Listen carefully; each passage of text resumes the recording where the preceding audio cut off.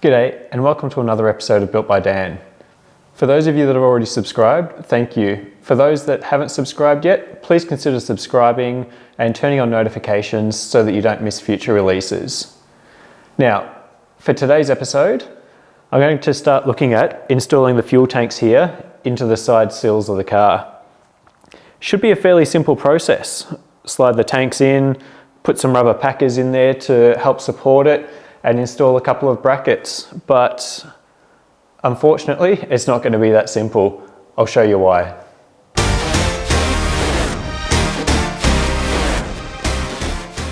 Okay, so as I mentioned, I'm going to be installing these fuel tanks. I did do just a test fit to see how it would go. So I pushed this tank into the sill, and what it's supposed to have is one of these 10mm rubber spacers on the bottom and on each side. But as I installed this one, it just wasn't working. I could not get a 10mm spacer on each side. So here I've just mocked up, it's about, I think about a 6mm rubber packer. And on this side, I've got two 1mm and a 10mm packer, just to try and get it nice and tight. And to ensure that when I come around here, my fittings actually align with the cutouts in the chassis. So there's been a bit of playing around and just couldn't work out why I couldn't get it to balance properly. So again, here's the end. I've got a 6mm on one side, a 10mm on the bottom, and then another 10mm on the inside there. It's a bit hard to see. But basically there are some welded on grommets that stick out or stick through the chassis, a couple of these locations. I'll go and take you over to the other tank that's not yet installed, and I'll show you what I've determined in consultation with the manufacturer as to be the issue that's preventing the tank from sitting properly. So here's the tank for the passenger side. This one hasn't been test fitted, or it was, but I've taken it out, so it's not installed. Basically, we've got these welded in fittings that are threaded so that we can screw in our fuel connections. So there's 3 fittings at the rear. The driver's side tank only has this one fitting. The other 2 are only applicable to the passenger side tank. And then at the other end here, we have our fuel filler fitting and the fuel filler breather fitting.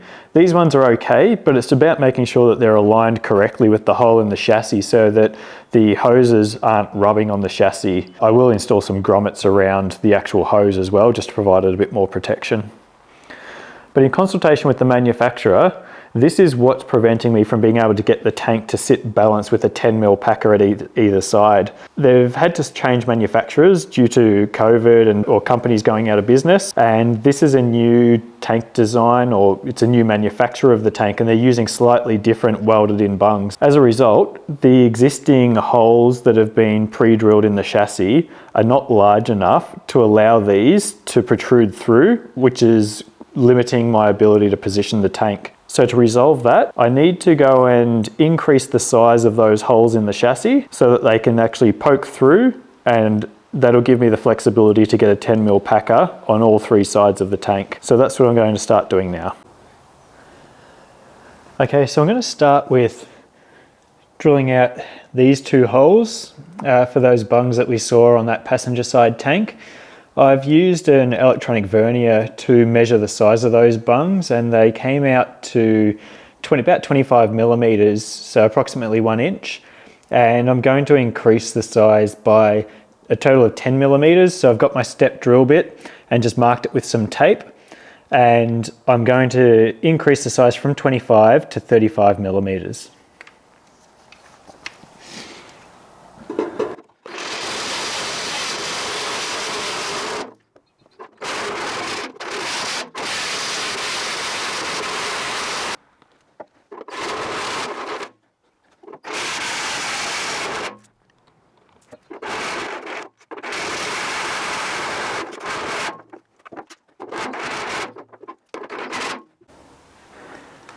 Okay, so it's really hard to show what I'm doing with this other piece, but basically in here is where that other fitting sits, and it's near impossible to try and set my camera up to be able to show you what I'm doing there. But what I've done for that one is the existing hole was 35mm, and the bung on the fuel tank was 35 millimeters.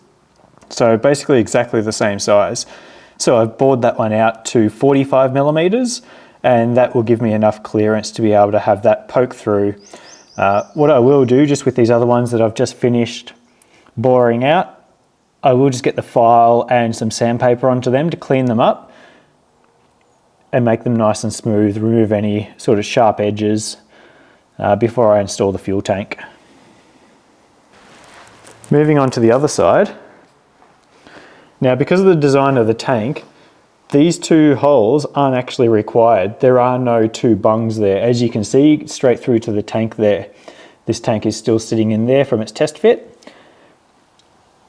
And then you can just see in here where that other fitting needs to go. So I'm going to drill that one out as well. Unfortunately, I won't be able to capture that on camera again. But once I've completed that, I'll clean up and I'll retest fit those tanks, and hopefully we can get them into position. Okay, so I've now got that hole cut out. You can see it there, it's just the raw cut from the hole saw. Again, I'll clean that up with the file and some sandpaper. But this is basically how I did it. So you can see there just the ring that's been cut out. Because there was already an existing hole, it's obviously hard to center the hole saw. So the shank was just long enough for me to be able to mount the two hole saws, or to screw the two hole saws onto it. And that's probably not ideal, but that inside one wasn't actually cutting anything. It was just being used as a guide because it was a perfect fit for the existing hole. So that kept my hole saw bit centered and allowed me to then cut the larger hole around it. So I'll clean that up, I'll file it back, give it a bit of a sand, and then I'll look to test fit that fuel tank again, and hopefully that provides us with enough tolerance, I suppose, to have those welded in bungs penetrate through that wall of the chassis and allow me to position the tanks centrally with those 10mm rubber spacers on each side. So what I'm going to do now is reinstall these tanks into the sills and see how we go with those holes now bored out to a larger diameter.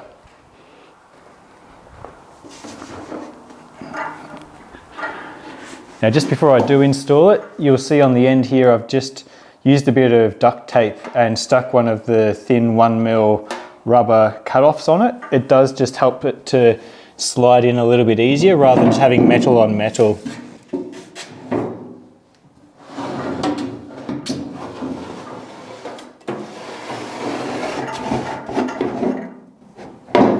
It's a bit jammed. I'll just try and grab that from the other end and see if I can loosen that off.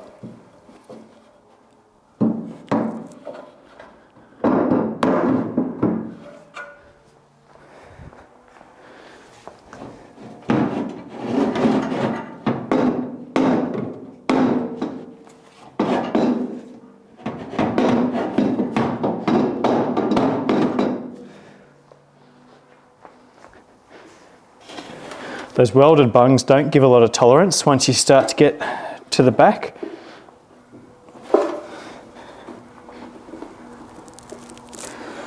So it often takes a little bit of encouragement to try and get it to go all the way in.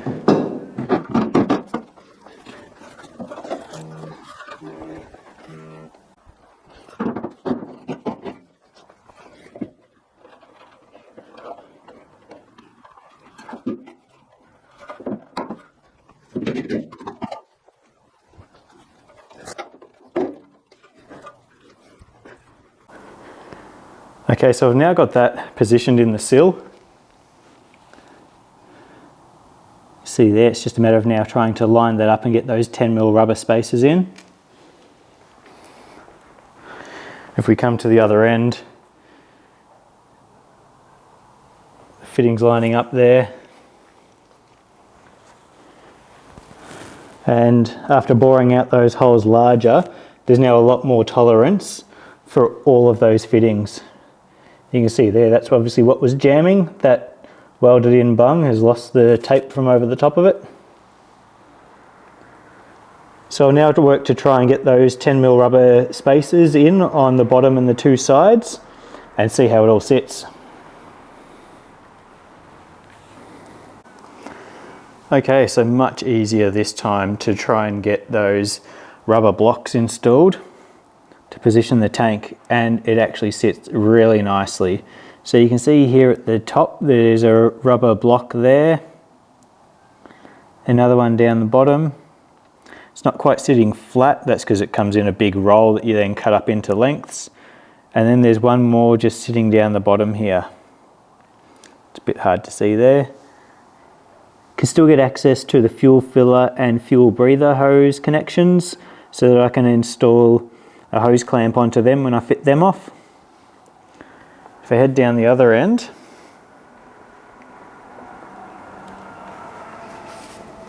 try and capture here inside here. There's a rubber block on the bottom and on each side. I did this end first and then went to the front, and basically the blocks are just pushed in, compression fit. And they go in quite snugly. And you can see here where I've cut out those holes, and those welded in bungs are just protruding just through the chassis. And this forward one, which was clearly the one that was giving me all the issues, is protruding quite a bit. So now I've got the tank positioned and those rubber blocks in place, the next step is to install the brackets.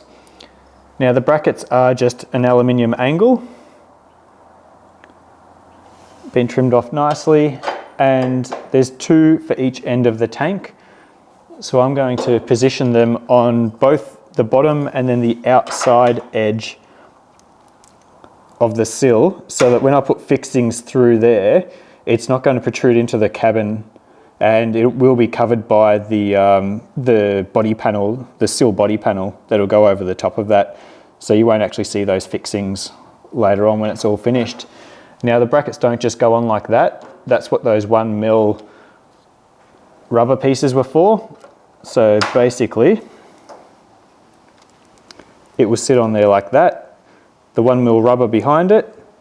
These just sit here, so you need to get the right position so that I can then bolt them down, and I'll put 2 bolts into the side of the sill chassis panel through the bracket to fix it off. So that's what I'm going to look at doing now. I'm going to use my 1mm packer as a spacer. I'll probably actually go and drill my holes into that bottom edge first so that I've got them located. Sit it here with the 1mm rubber spacer, and then mark out my holes, drill them out, and then I should be right to install the bolts. So I'll do that. There's, like I said, 2 brackets for the front, 2 brackets for the rear of each tank. So at the moment, just looking at the passenger side fuel tank, and then I'll move to the driver's side.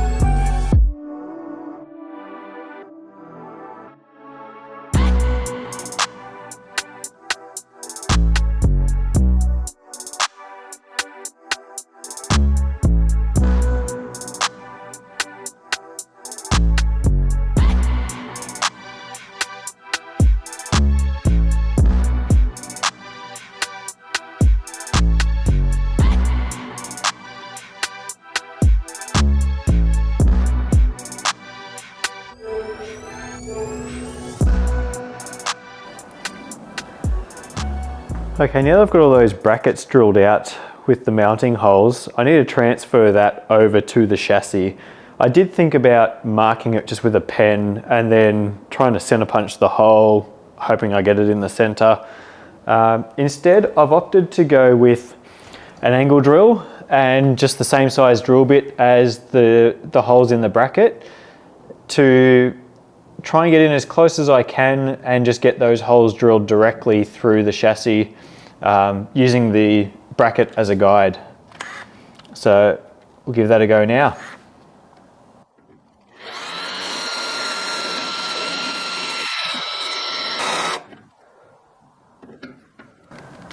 Hasn't gone all the way through, but it's made a good start. I might just take the bracket away to finish it off.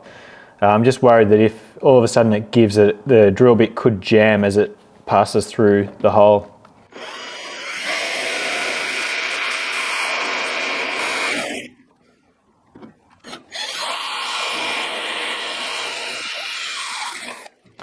Wasn't so bad after all. I'm just going to get a vacuum cleaner, clean up all those drill filings before I move on to putting in those bolts and the next bracket. So now that that's all vacuumed up, I just grabbed a few of the bolts. I'm going to thread them through from underneath. Put the nut on the inside, and that will limit the amount of thread and everything that's actually sticking out underneath that I then need to try and clearance.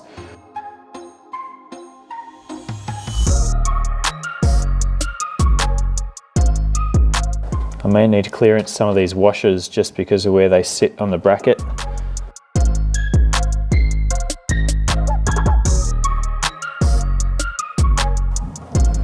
I'll turn it around and just find a spot where it wants to sit nicely.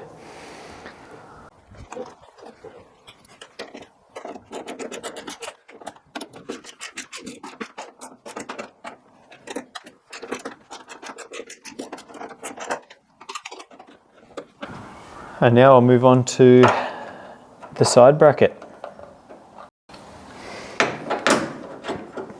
Probably doesn't matter so much if I do get some minor marks on that piece of the chassis, now that I think about it, given that it all gets covered with the body panel anyway.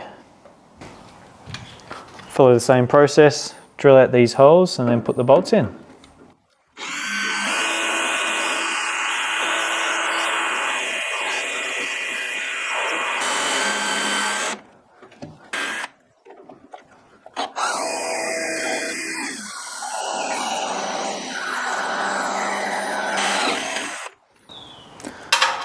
Grab the vacuum and clean that up again.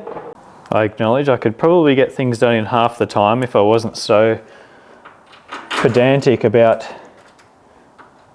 cleaning and everything, but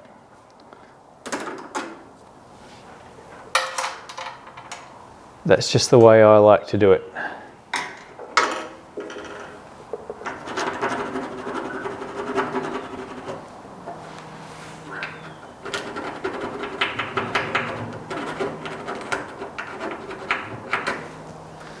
Clean off some burrs there.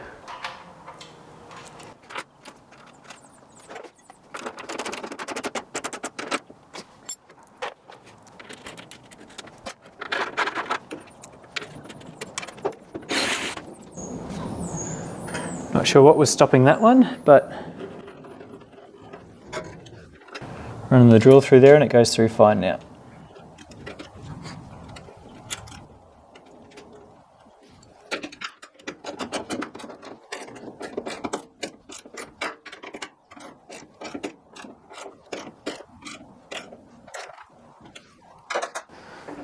Okay, that's the two brackets for that end finished and bolted in. You can see that rubber's jammed in there quite nicely. Now I can push back from the back of the tank and get the rear brackets installed as well. There is a little bit of a lip here, just where it overhangs the sill. There's not a lot I can do about that because the tank needs to sit in the right position for all the bungs to actually line up with the holes in the chassis. What I will do is there is a cover plate that comes across the face of that to seal it off later. And when I get to that, I'll probably just get the grinder out and just sand that down just to shave it down a little bit to make it flush, to allow that cover plate to sit nicely over the face of it.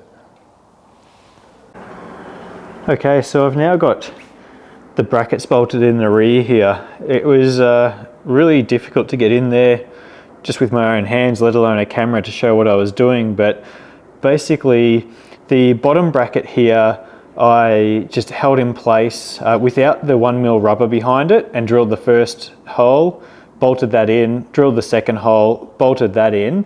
I then loosened them off and slid the rubber in behind, and I used that to provide the pressure against the tank to stop it from moving so that there was no slack between the front and rear brackets. For the side one, I didn't take the same approach because that was really difficult to hold in place. I actually just held it there and drilled the hole with the 1mm rubber sitting behind it and fixed that off one bolt at a time, very similar to how I did the front ones. So that's it, all done now, bolted in, the rubber blocks in place to hold it centered. Now I'll move across to the driver's side and do the same thing again.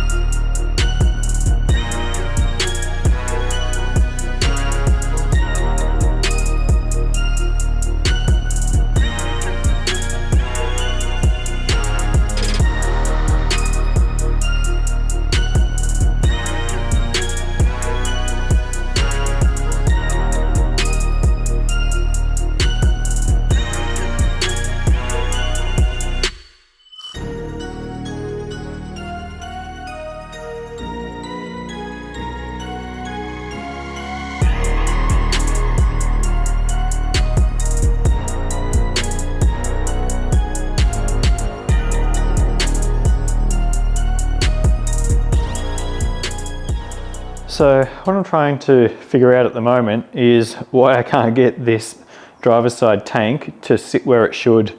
The passenger side sat really nicely once those rear holes were cored out to be a larger diameter, but for some reason this driver's side one still sits in the wrong spot. So the two little connections for the fuel filler and also the fuel fill breather hose are sitting too far to the cab, and they need to turn to be further across to the outside edge. I'm not sure how I'm going to be able to achieve that, but I will keep playing around here a little bit to try and find a combination of locations for these rubber blocks that works without twisting it out of its alignment. It may well be that I do need to find some thicker rubber, maybe for this side, and thinner rubber for this side, similar to how I had it mocked up before I drilled out that hole at the back. I was hoping that wouldn't be the case now, but if that's what's needed to get it right, then so be it.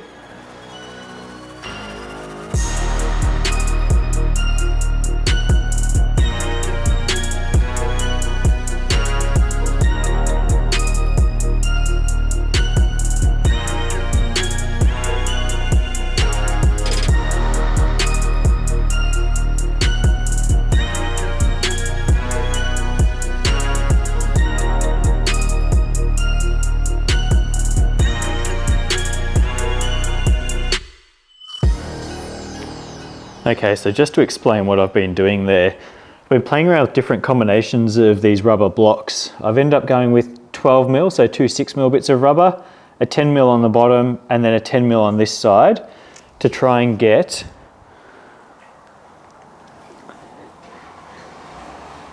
these two welded in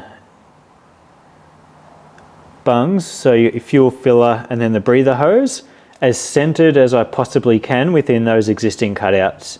So I finally got there, bit of playing around, had to find some other rubbers. The 10mm just wasn't working that was supplied with the kit, but we got there in the end.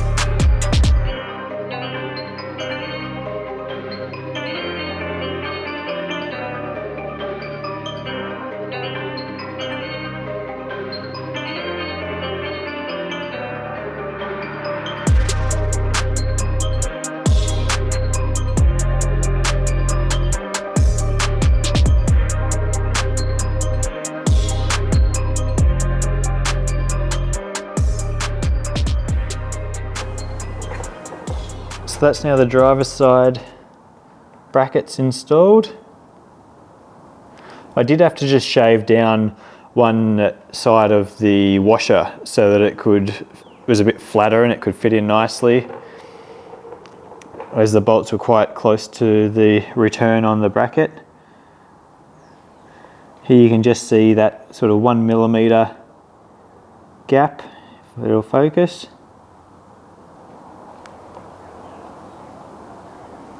So just here, obviously there's a bit of an overhang. I'll shave that down later so that the cover plate sits on nicely, as I mentioned earlier. So now I'm going to move on to the back. What I'll do is I'll try and take a little bit of footage between each step, just to show you how I went about installing the rear brackets, given the limited space to actually get hands or tools in there to drill those holes and get those bolts in. Be sure to like this video, subscribe to the channel, and tune into next episode where I'll be aiming to make a start on the rear suspension.